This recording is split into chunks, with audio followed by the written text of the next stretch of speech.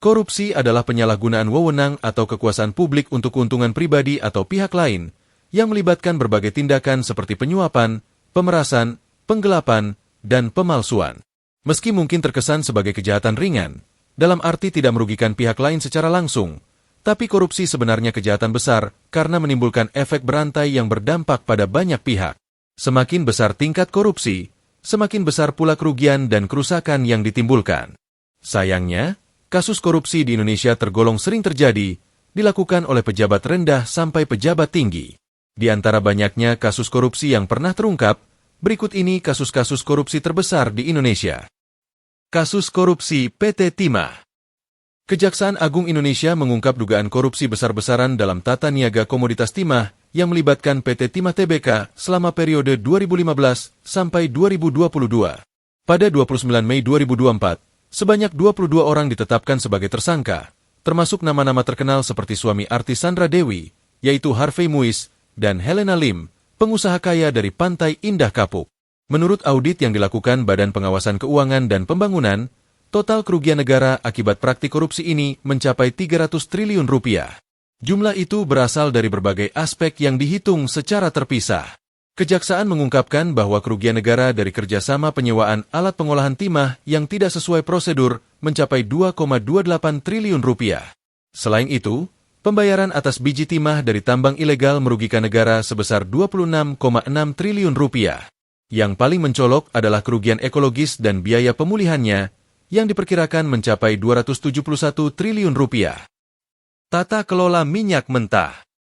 Kejaksaan Agung Indonesia mengungkap adanya kolusi antara pejabat negara dan broker dalam skandal korupsi yang melibatkan tata kelola minyak mentah dan produk kilang Pertamina selama periode 2018 sampai 2023. Dalam kasus ini, 4 orang dari Pertamina ditetapkan sebagai tersangka, termasuk Direktur Utama PT Pertamina Patra Niaga, Rifa Siahaan. Selain itu, ada beberapa tersangka lain yang ikut ditangkap dari pihak Pertamina maupun dari pihak swasta. Kerugian negara akibat korupsi ini diperkirakan mencapai 193,7 triliun rupiah. Rincian kerugian mencakup sekitar 35 triliun rupiah dari ekspor minyak mentah dalam negeri, 2,7 triliun rupiah dari impor minyak mentah melalui broker, 9 triliun rupiah dari impor BBM, serta 126 triliun rupiah dan 21 triliun rupiah dari kompensasi dan subsidi yang diberikan pada tahun 2023. Skandal korupsi BLBI. Kasus bantuan likuiditas Bank Indonesia atau BLBI muncul pada masa krisis moneter 1997 sampai 1998, ketika Bank Indonesia memberikan pinjaman darurat kepada bank-bank yang terancam bangkrut. Pada Desember 1998, Bank Indonesia mendistribusikan dana bantuan sebesar 147,4 triliun rupiah kepada 48 bank untuk menjaga stabilitas sistem keuangan. Namun, dana tersebut disalahgunakan oleh para penerima yang menyebabkan kerugian besar bagi negara. Menurut laporan Indonesia Corruption Watch atau ICW dan hasil audit Badan Pemeriksa Keuangan pada tahun 2000, kerugian yang dialami negara akibat skandal ini mencapai 138,4 triliun rupiah. Sementara Badan Pengawasan Keuangan dan Pembangunan mencatat kerugian yang lebih rendah, yaitu sekitar 106 triliun rupiah. Skandal ini tidak hanya mencerminkan lemahnya pengawasan dalam pengelolaan dana publik, tetapi juga menunjukkan bagaimana kekuasaan dapat disalahgunakan dalam situasi krisis. Penyerobotan lahan negara. Kasus penyerobotan lahan negara oleh Grup Duta Palma untuk perkebunan kelapa sawit seluas 37.095 hektar di Kabupaten Indragiri Hulu Riau berlangsung dari tahun 2003 hingga 2022 dan mengakibatkan kerugian 104,1 triliun rupiah bagi negara. Menurut hasil pemeriksaan Badan Pengawasan Keuangan dan Pembangunan, kerugian tersebut terdiri dari kerugian keuangan negara sebesar 4,9 triliun rupiah dan kerugian perekonomian negara yang mencapai 99,2 triliun rupiah. Berdasarkan informasi dari Pusat Edukasi Anti Korupsi Komisi Pemberantasan Korupsi, pemilik Grup Duta Palma, Surya Darmadi, dijatuhi hukuman penjara selama 15 tahun dan denda sebesar 1 miliar rupiah dengan subsidiar 6 bulan kurungan. Selain itu, Surya diwajibkan membayar uang pengganti sebesar 2,2 triliun rupiah untuk kerugian negara, serta tambahan pembayaran untuk kerugian perekonomian yang mencapai 39 triliun rupiah. Selain Surya, mantan Bupati Indragiri Hulu, Raja Tamsir Rahman, juga dijatuhi hukuman penjara selama 9 tahun dan denda 500 juta rupiah dengan subsidiar 6 bulan kurungan. Dia dianggap membantu memperkaya Surya menunjukkan keterlibatan pejabat publik dalam praktik korupsi yang merugikan negara. Kasus kondensat ilegal. Kasus pengolahan kondensat ilegal yang melibatkan PT Trans-Pacific Petrochemical Indotama atau TPPI sebagai mitra penjual minyak mentah bagian negara berlangsung dari 23 Mei 2009 hingga 2 Desember 2011.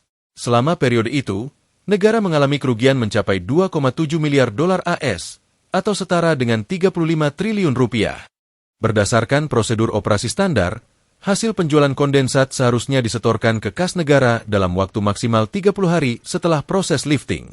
Namun, TPPI mengabaikan ketentuan itu dengan alasan perusahaan sedang menghadapi masalah kebangkrutan.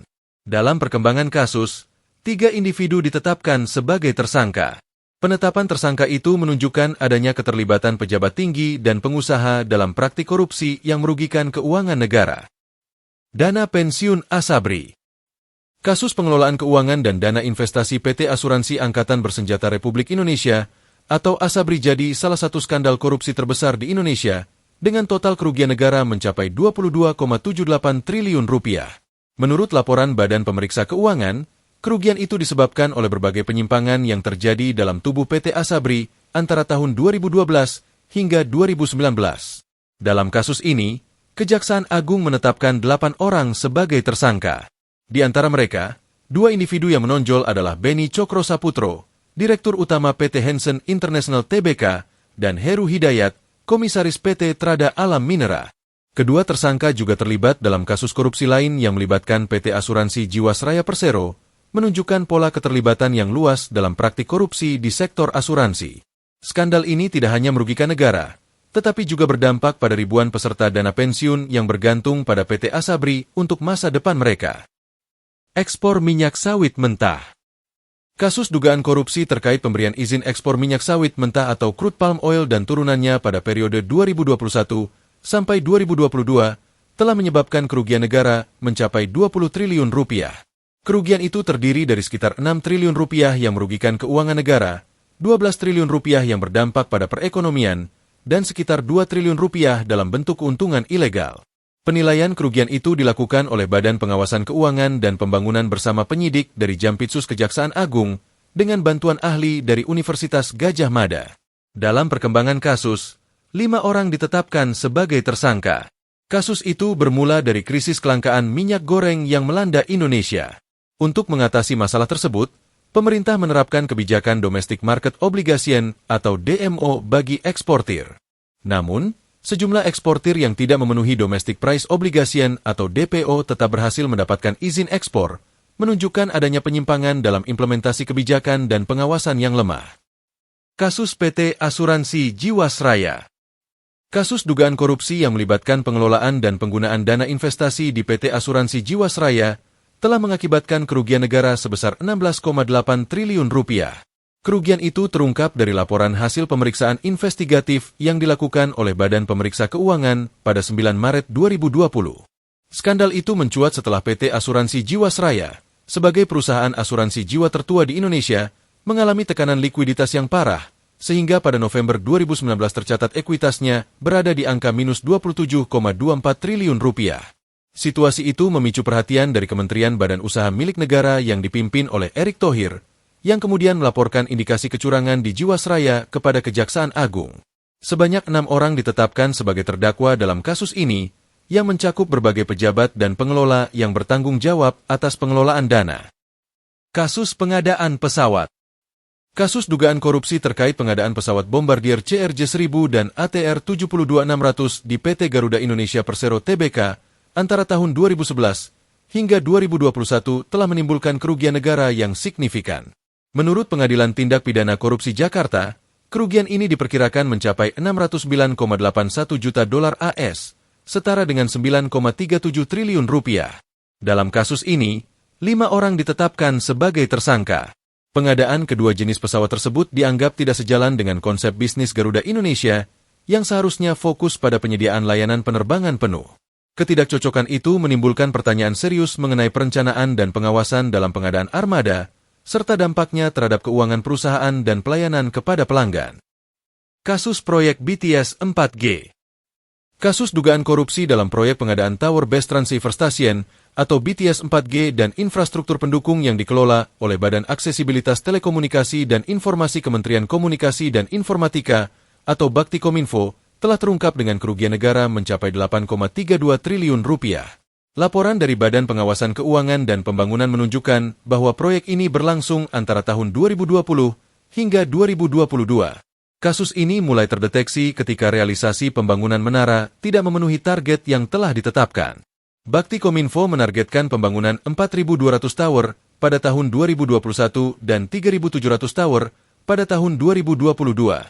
Namun, hingga April 2022 hanya 86% dari target tersebut yang tercapai, dengan hanya 1.900 lokasi yang benar-benar beroperasi. Ketidaksesuaian itu menimbulkan kecurigaan adanya praktik korupsi dalam proses pengadaan dan pembangunan.